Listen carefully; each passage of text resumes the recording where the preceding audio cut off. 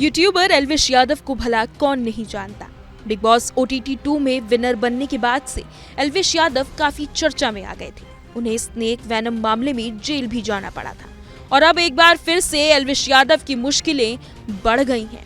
एल्विश के खिलाफ गाजियाबाद कोर्ट ने FIR दर्ज करने के आदेश दिए हैं।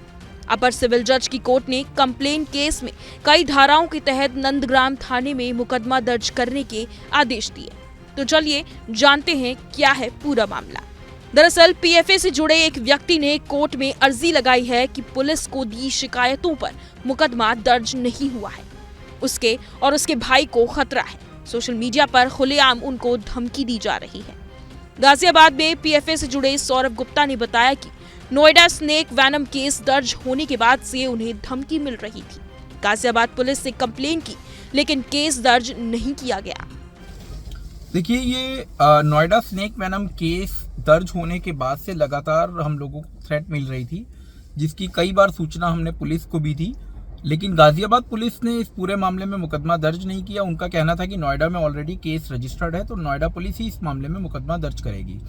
इस मामले में आरोपी जो एल्विश यादव नाम का यूट्यूबर है, एल्विश यादव और इसके साथ एक लवकेश कटारिया और कुछ अन्य इसके गिरोह के सदस्य थे, जिन लड़कों के द्वारा लगातार सोशल मीडिया के माध्यम से अलग अलग प्लेटफॉर्म पे, कहीं एल्विश आर्मी के नाम से, कहीं किसी नाम से, लगातार मुझे और मेरे ब्रदर को लगातार थ्रेट किया जा रहा था, जिससे कि हम इस मुकदमे से पीछे हट जाएं, नोएडा स्नेक वैनम केस से, और इसके अंदर गवाही ना दें।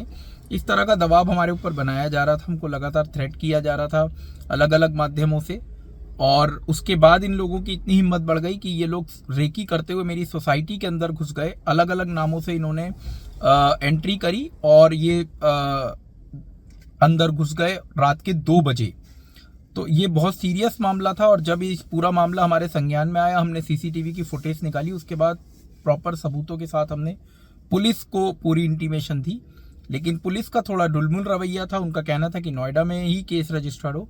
इस पर हमने कोर्ट का रुख किया और फाइनली इस मामले में कोर्ट ने अब पुलिस को ऑर्डर किया है इस पूरे मामले में सख्ती से मुकदमा दर्ज करने का। सौरभ गुप्ता के मुताबिक एल्विश यादव और उनके साथी लवकेश कटारिया ने आधी रात में उनकी सोसाइटी में घुसकर रेकी की। उन्होंने CCTV फुटेज निकाली, जिसमें एल्विश ने काली गाड़ी में अलग अलग नाम से उनकी कॉलोनी में एंट्री की। सौरभ गुप्ता ने बताया कि एल्विश यादव पर सांपों की तस्करी के 4 मुकदमे दर्ज हैं, जिनमें वो और उनके भाई गवाह हैं। और देखिए, इस पूरे मामले में पहले नोएडा स्नेक वैनम केस के अंदर नोएडा में केस रजिस्टर्ड होता है, उसके बाद गुड़गांव में मेरी पिटीशन पर केस रजिस्टर्ड होता है, तीसरा मुकदमा इन पे मोहाली में दर्ज होता है सांपों की तस्करी का, और चौथा मुकदमा इनके ऊपर ED दर्ज करती है। और इन सभी 4 मुकदमों में मैं और मेरे ब्रदर गौरव गुप्ता हम लोग विटनेस हैं। यही कारण है कि ये लोग पूरी तरह से हमें हार्म पहुंचाने की कोशिश कर रहे हैं। ये पहली बार नहीं है जब एल्विश किसी कानूनी कार्रवाई का सामना कर रहे हैं। इससे पहले एल्विश यादव के खिलाफ ED ने बड़ी कार्रवाई की थी। ED ने एल्विश यादव की संपत्ति जब्त की थी। एल्विश पर सांपों की तस्करी कराने का भी आरोप लगा था, जिसके लिए उन्हें जेल भी जाना पड़ा था। ED की कार्रवाई से पहले हाईबॉक्स ऐप के जरिए ठगी के मामले में भी एल्विश का नाम सामने आया था।